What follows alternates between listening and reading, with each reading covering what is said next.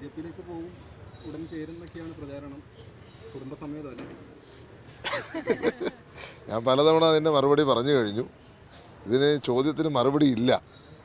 കാരണം 24 വർഷമായി ഞാൻ രാഷ്ട്രീയ പ്രവർത്തനം നടത്തിയ ഒരാളാണ്.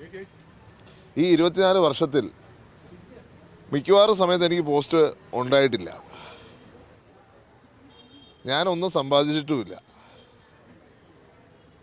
അപ്പം ഈ രണ്ടിന് വേണ്ടി ആയിരിക്കുമല്ലോ ഇപ്പോൾ പോകുന്നവർ പോകാൻ ഉദ്ദേശിക്കുന്നത്. എന്തായാലും ഞാൻ ഉദ്ദേശിക്കുന്നില്ല. എന്നെ സംബന്ധിച്ച് എൻ്റെ പ്രസ്ഥാനമാണ് എൻ്റെ ജീവൻ. ഞാനത് പലതവണ പറഞ്ഞു. ഞാൻ രാഷ്ട്രീയത്തിലേക്ക് കടന്നു വരുന്ന 2 വ്യക്തികളെ കണ്ടിട്ടാണ്. ഒന്ന്, ഇന്ത്യക്ക് വേണ്ടി ജീവിതം ത്യജിച്ച രാജീവ് ഗാന്ധി എന്ന് പറയുന്ന മഹാമനുഷ്യൻ, 18-ാം വയസ്സിൽ വോട്ട് ചെയ്യാൻ അവകാശം കൊടുത്ത നേതാവ്. 2, എൻ്റെ പിതാവ്. ഈ 2 പേരും എനിക്ക് കാണിച്ചു തന്നിരിക്കുന്ന മാതൃക എന്നുള്ളത് രാജ്യത്തിന് വേണ്ടി, സംസ്ഥാനത്തിന് വേണ്ടി, ജനങ്ങൾക്ക് വേണ്ടി പ്രവർത്തിക്കുക എന്നുള്ളത്. എൻ്റെ പിതാവ് അവസാനമായി തൻ്റെ യാത്ര പോകുമ്പോൾ എനിക്ക് തന്നിട്ട് പോയതാണ് എൻ്റെ കുടുംബം. ആ കുടുംബത്തിലെ അംഗങ്ങൾ കേരളത്തിൽ മൊത്തം ജനങ്ങളാണ്. അപ്പോൾ അവരെ എന്നെ സംബന്ധിച്ച് ഏറ്റവും വലിയ പോസ്റ്റ് അതാണ്. ഓരോ വീട്ടിലും ഞാനിന്ന് രാഹുൽജിയുടെ പരിപാടി പങ്കെടുത്തിട്ടാണ് ഞാൻ വരുന്നത്.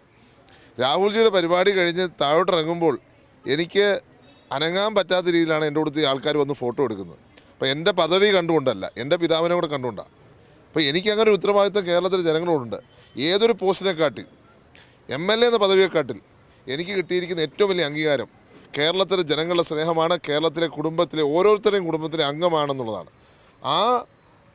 അത് മറന്നുകൊണ്ട് വേറൊരു എന്തെങ്കിലും നേട്ടത്തിന് വേണ്ടി ഞാൻ ഒരിടത്തും പോകുന്ന പ്രശ്നമില്ല. എന്നോട് സ്നേഹമുള്ളവർ കാണുമായിരിക്കും. എന്നോടും എൻ്റെ കുടുംബത്തോടുമുള്ള സ്നേഹം കൂടുന്നതനുസരിച്ചാണല്ലോ ഈ പ്രചരണം കൂടിക്കൊണ്ടിരിക്കുന്നത്. നിങ്ങൾക്കറിയാം, ഇപ്പം എന്നോടുള്ള വോട്ടെന്ന് വെക്കാം. എൻ്റെ പിതാവിനെ അദ്ദേഹത്തിൻ്റെ കല്ലറയിൽ ആക്രമിക്കുക, അദ്ദേഹം കിടക്കുന്ന പള്ളിയെ ആക്രമിക്കുക.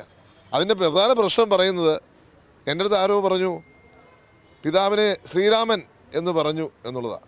അതുകൊണ്ട് ഞാൻ പറയുക, ഞാൻ 1000 വട്ടം പറയും. ഞാൻ എൻ്റെ ചെറുപ്പത്തിൽ എൻ്റെ 2-ാം വയസ്സിൽ ഞാൻ ആദ്യം പറഞ്ഞിട്ടുള്ള പേര് എൻ്റെ പിതാവിനും മാതാവിനും രാമനും സീതെന്നാണ് പറഞ്ഞിരിക്കുന്നത്. എന്തുകൊണ്ടാണെന്ന് എനിക്കറിയില്ല. പക്ഷേ ഞാൻ ഇനി 1000 വട്ടം പറയും, 1,00,000 വേണേൽ പറയും. കാരണം എൻ്റെ ചെറുപ്പത്തിൽ ഞാൻ പറഞ്ഞിരിക്കുന്നൊരു കാര്യമാണ്. അതിൻ്റെ പേരിൽ എന്നെ വേറൊരു രാഷ്ട്രീയത്തിലേക്ക് വിടാമെന്ന് വിചാരിച്ചാൽ അത് ആർക്കും സാധ്യമല്ല. അതേ എനിക്ക് പറയാനുള്ള കാര്യത്തിൽ. ഞാൻ പത്തനംതിട്ടയിൽ കൺവെൻഷനുകൾക്ക് പോയി.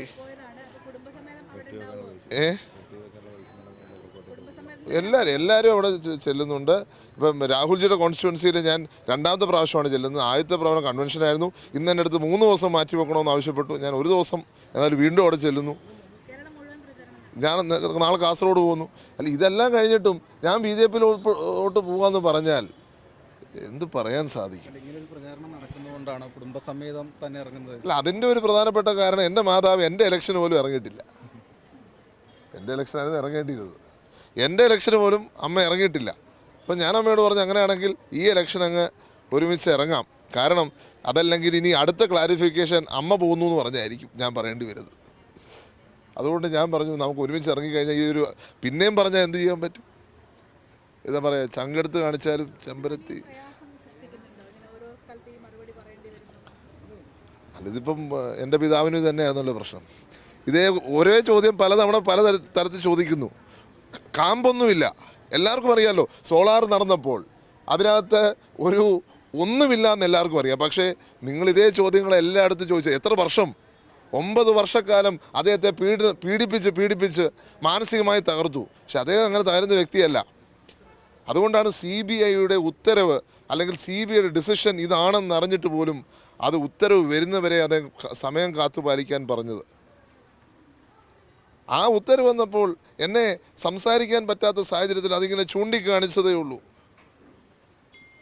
ഒരു തെറ്റും ചെയ്യാത്തൊരു വ്യക്തി, കേന്ദ്ര സർക്കാർ, CBI പോലും നീതിമാനെന്ന് പറഞ്ഞ വ്യക്തി. പക്ഷെ അദ്ദേഹം കടന്നുപോയ സാഹചര്യങ്ങൾ കേരളത്തിലെ ജനങ്ങൾ മറക്കരുത്. എനിക്കും അതേ പറയാനുള്ളൂ. നമ്മളൊരു തെറ്റ് ചെയ്തിട്ടുണ്ടെങ്കിൽ ശരിയാ. പക്ഷെ അതല്ലാതെ വെറുതെ ആക്ഷേപം ഉന്നയിച്ചുകൊണ്ടിരിക്കുക, അതിനെല്ലാ പ്രാവശ്യവും മറുപടി പറയുക എന്ന് പറഞ്ഞാൽ ഏറ്റവും ഖേദകരമാണെന്നേ എനിക്ക് പറയാൻ സാധിക്കത്തുള്ളൂ.